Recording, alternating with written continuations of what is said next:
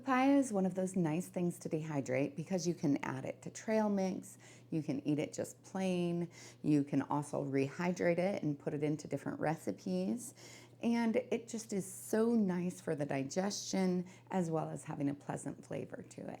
I'll begin by peeling my papaya, and then I'll slice it in half lengthwise and remove all of the seeds. I do keep these because I'll use them for later. After I remove all of the seeds, I'll clean up all of that center area.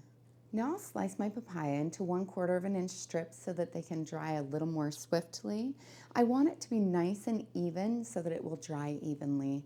If there's areas that are thinner, then they'll dry faster than the thicker sections, so you really do want to even along their whole slice. I'll usually cut them into a little bit smaller strips just so that they're easier to eat later. When I place them on my tray, I don't want them to touch, and I want to leave that room for airflow because that's what helps it dry so well.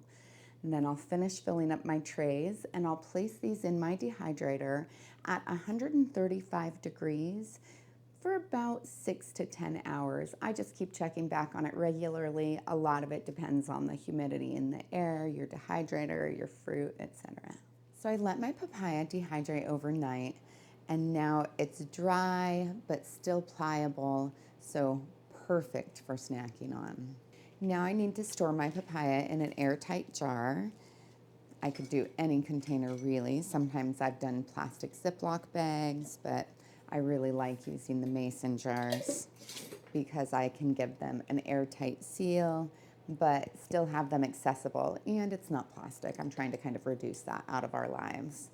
Dehydrated papaya should be good for anywhere from 6 to 12 months, although mine will never last that long. If you're interested in some variations on this, you could add cinnamon, ginger, chili powder, or even just straight sugar, and that'll change it up just a little bit.